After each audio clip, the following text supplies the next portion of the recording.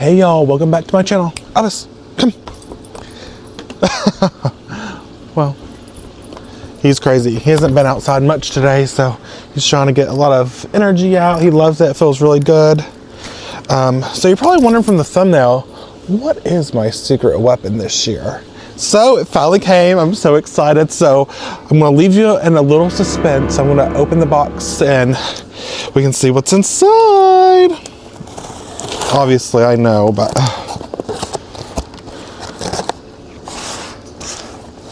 I have been wanting these for a while. And I've actually talked about these on my channel before, so some of y'all might already know, but this is really exciting.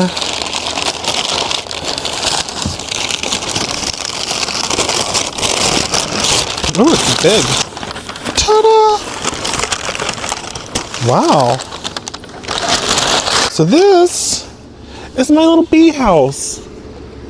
I ordered from Crown Bees, and they have a website, and I'll link their description down below.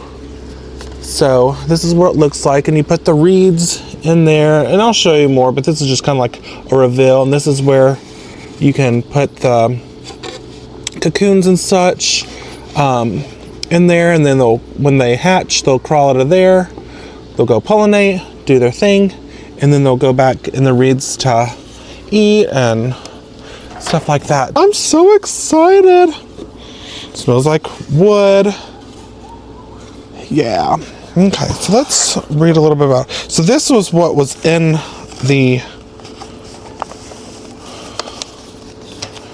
these are accessories, and so there's two types. There's mason bees, which I think they're a little bit more, you have to do like concrete or mud, and I don't know, they're particularly for springtime.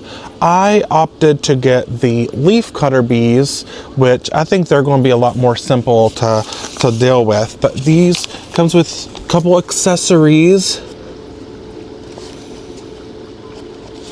And these are Invita-Bee for leaf cutter bees. Put out the welcome home sign with Invita-Bee pheromone spray. So what you do after you put the reeds in there, here's a little picture too, and I'll read some about this native bee guide. So what you do, you see these reeds, they kind of look like bamboo. So this pheromone is a spray, and you spray the spray on the surface to kind of let them know, like, you know, it's okay to live here. Kind of smells like other bees have been there. So, oh, there's just so much stuff going on. Okay, there's getting started instructions. It says set up your bee home. It says select a location that faces south to southeast, which we know that's my wildflower cut garden. So I guess they like a lot of sun. Morning sun is best. It says provide afternoon shade in hot locations that are consistently above 90 degrees Fahrenheit or 30 degrees Celsius.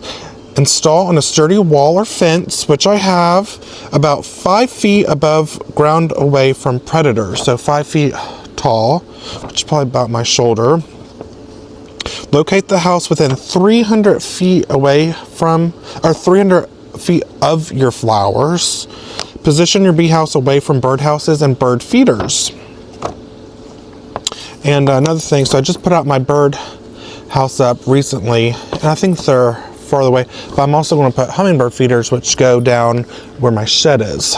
So they should be away from each other. And then place nesting house holes into bee house. So this says place as far back as possible. These are the reeds. I'll get a pack out for you. One half of it is like one end is capped, and then the other they can crawl in and out of. I don't know if you can see. That's the open end, and then some are like capped. So it says place as far back as possible with open ends facing out. And then place 8mm size nesting holes for our spring mason bees. I did not get those. Place the 6mm size nesting holes for our summer leaf cutter bees. That's what I got. And the Cabana kit, it's all inclusive, and I'll put like the inventory and my cart of what all it comes and the cost. And my bees, while I got everything else, the cocoons will not come until I think around the 1st of May. So obviously I'll video that and show you the process. But I'll show you how there's a hole back here on the bottom, so for a nail, so I can just hook it to the bottom, and I'll show you all that too. But then it says there's the reusable wood tray. Keep the protective cardboard bag and green rubber bands attached until harvest. Bee tubes or bee tubes with inserts. Bees find their nest by sight first. Make visual markers with uneven 3D pattern, or add some sticks between bee tubes. Natural reeds. Reeds naturally have visual markers. Simply place in bee house. So they gave me 2 packs of reeds, and I believe there's going to be 100 count of leafcutter cocoons, and I'm not expecting them all to hatch, but we will see. And then, oh, there's more stuff in here. Then, well, maybe not. No, that's just the thing. Okay, so then number 3, it says apply Invita Bee to nesting holes. It says lightly spray Invita Bee a few minutes before adding your bee cocoons. Number 4, it says release the bee cocoons.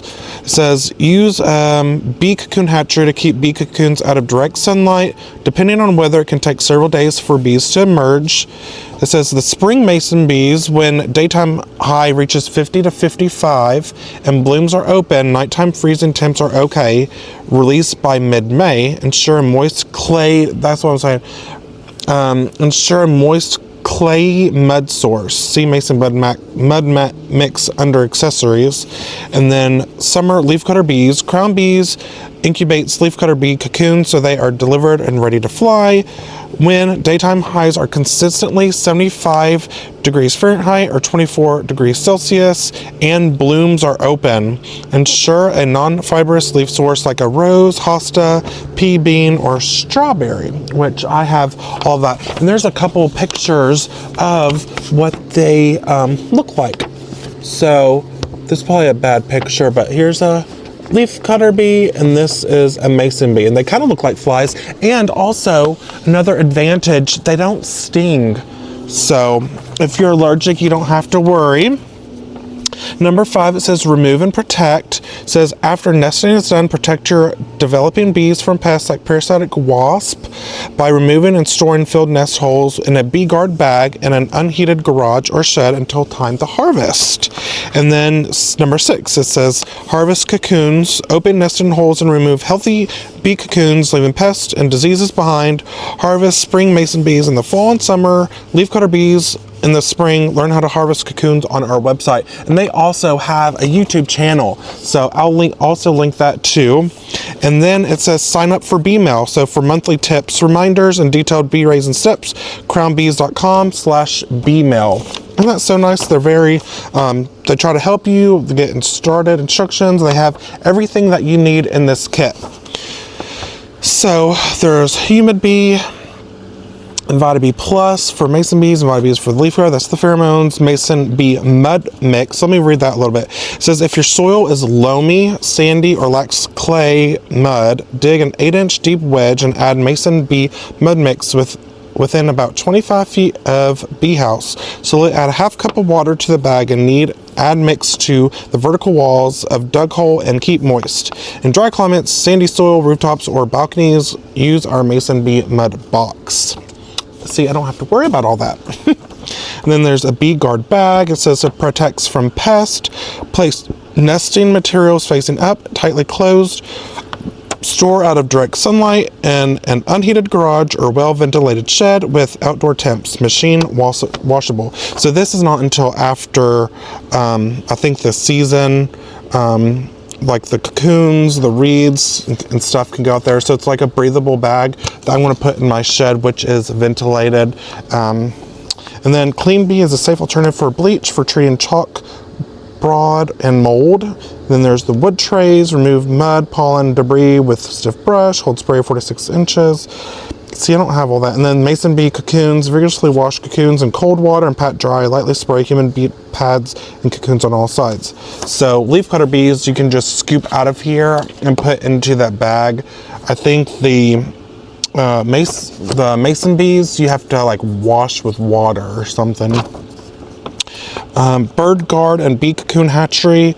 There's like a kind of like chicken wire or something that you could put over there that keeps the like birds away, hummingbirds, stuff like that. It says line up with bent sides of the bird guard mesh on the outside of your bee house and slightly pull or press on edges and mesh to fit. Place your cocoons in the hatchery to protect your cocoons from birds, sunlight, wind, and rain. So it's kind of like a shelter.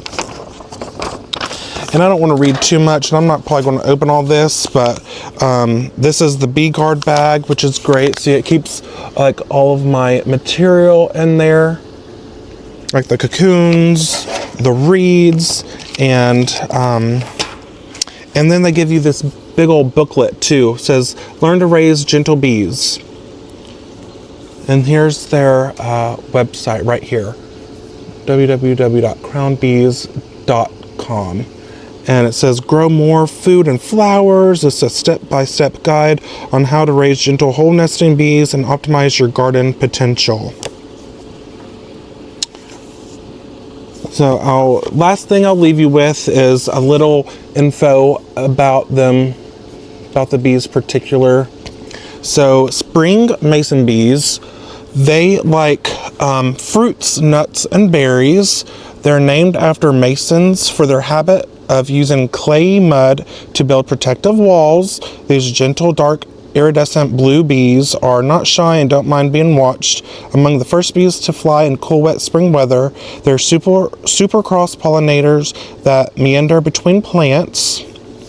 The summer leafcutter bees, which is what I got, they like vegetables, fruits, and flowers, also known as alfalfa leafcutter bees. These bees fly in warmer weather and they use very small cut pieces of deciduous leaves to build protective cocoons. Muller and Shire, they are effective pollinators who love all summertime flowers.